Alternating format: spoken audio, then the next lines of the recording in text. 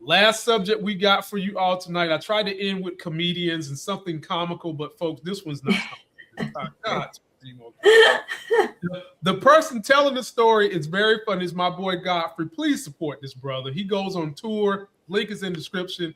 He's touring somewhere near you, so go check him out. But there's this trend going on, Mel. This trend in China where they're taking black dolls that they call Natasha, and they're just doing all these painful things to the doll. Mel, I can't make this stuff up. My question is, why did you have to pick a black doll? And why are you doing painful things? Here's the story, Mel. Let's take a look. I can't make this stuff up, y'all.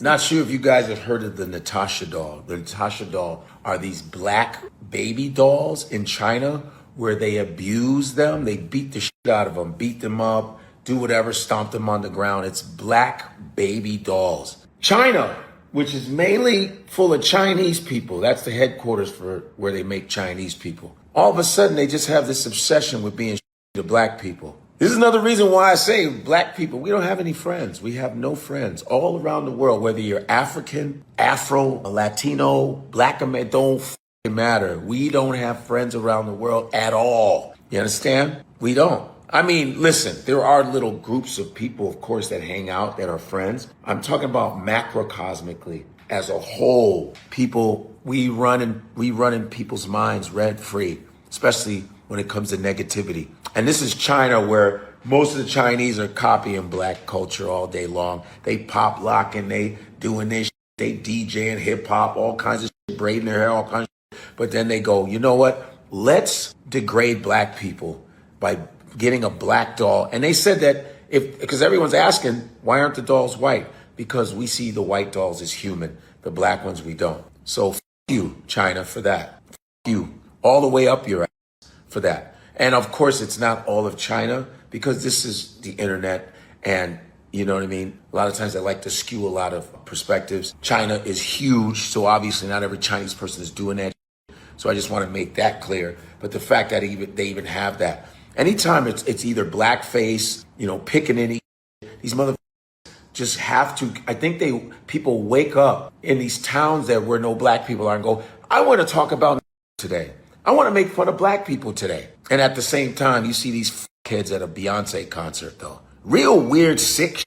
I call it negrophilophobia. Negrophilophobia it's a nice little medical term. Negrophilophobia is the love and hate of black people at the same time.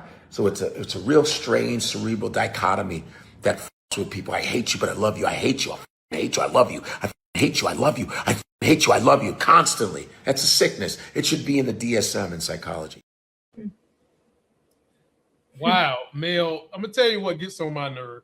Anytime somebody tries to depict black people in a negative light, why the hell must they make them look like Mr. Popo from Dragon Ball Z? Stop this shit, okay? Stop making us look like Mr. Popo, okay? Stop it. I don't know. We do not look like Mr. Popo from Dragon Ball Z. Golly, China. And look, you already had a famous Natasha you could have went and beat up. If you want to beat up a real fighting Natasha, go get Natasha Romanoff from the Avengers, you fuckers. Like, stop it. You could have got her, but no, you chose to turn us all into Mr. Popos. That's what you chose to turn us into. And we did not get to start in Dragon Ball Z at that. So, Mel, when you see this type of behavior, what does it make you think? What's the first thing that comes to your mind? Got us looking like Mr. Popo.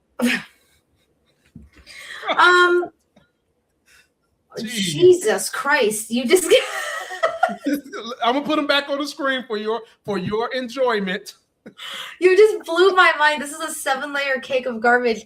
Okay, so when I start to think when I'm seeing this, because this is the first time, folks, I don't know about this trend. Okay, this is just horrific.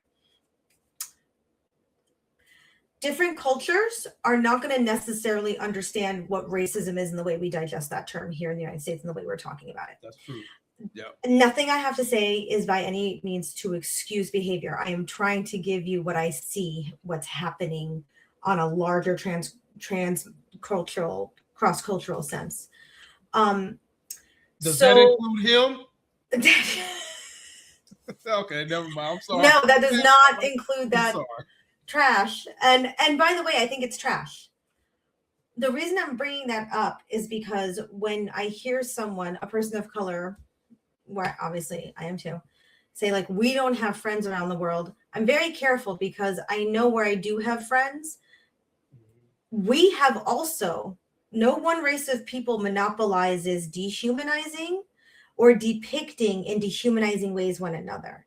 So I don't want to make this like a competition. Every culture has done this to one another. Like, this is a thing.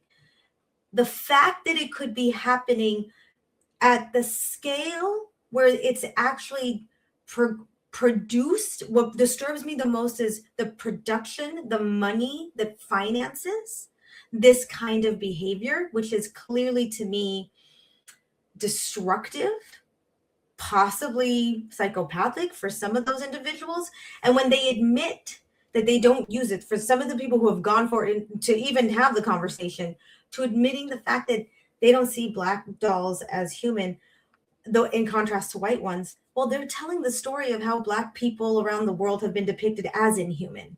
So this is the vestiges of that kind of trash being worked out, particularly in a country where they don't have the same conversations around our nuanced race stuff. So this is just an example of it, and I'm really disturbed. I mean, I'm just flabbergasted. And the fact that they're babies, that the dolls are babies, is on top of it another level of horror, you know? And so, by the way, and I know I'm going to wrap it up because I'm like all over the place, but the reason I'm saying like people have been doing this to one another for a long time, amongst the reason you see Black people in particular, and I'm a white adjacent, I'm much more white adjacent as an Afro-Latina. Like, I'm aware of the privileges I have in being a lighter skinned embodiment compared to some of my family members who are darker. I see the discrimination.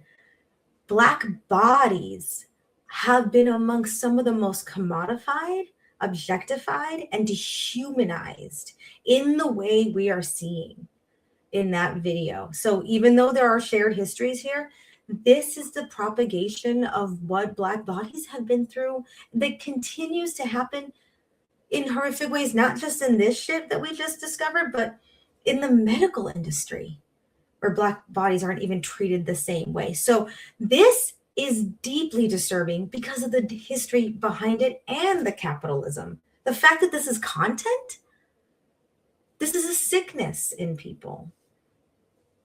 That's my take on that. Well said, Mel. And how does that relate to Black people in America? Mel hit it on the head. It just continues to perpetuate the dehumanization of dark skin. Period. All those babies was looking like Mr. fucking Popo, Dragon Ball Z. That's what they was looking like. And like she said, they was babies at that. They was stretching them. They was pouring boiling hot water on those babies. Why are we doing that? I mean, if I sit down with my daughter and she sees this video, I have to explain it to her. Not like I don't want to, because I sit down with my kids and I explain to them the things going on in the world, why they are and whatnot. But there are parents where your children don't want to see that, shouldn't see that.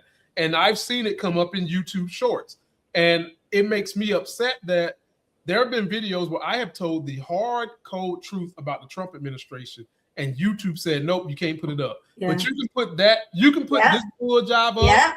And look, I mean, his ass look like you pour hot water on him, fucking coffee's going to come out of his mouth. Oh my God. Like, are you serious? You can post that? For real? Come on. Well, you can do, I mean, I see that kind of injustice happening all over the algorithm. You know, I just really want people to know that this is real. And you don't have to hear it from, don't listen to me or Lamont. Go on Google and you will get books about how Black skin, dark bodies have been seen as less human, not able to feel pain the same way, which is bullshit, which is why Black women in the United States of America to this day can't get pain medication or treatment the same way. And a host of other issues. I would really want for people to not only speak out against anything like this, which I know most will. This isn't normal human behavior. Most humans don't behave or desire this. This is a very disturbing segment that should be, I think, just left that content. We don't want to propagate the views on that content. We shouldn't, yes, we have to educate, but we also have to find ways to snuff it out, because I don't want to perpetuate that. I mean, there's money going on behind that they're earning. Right. That's like dark web shit, or what used to be in the 90s, dark web shit. Like now it's just fucking TikTok. Sorry. Exactly. Whoa. Exactly. It's rough, man. It's rough. And so, folks, we're going to probably call it quits on that.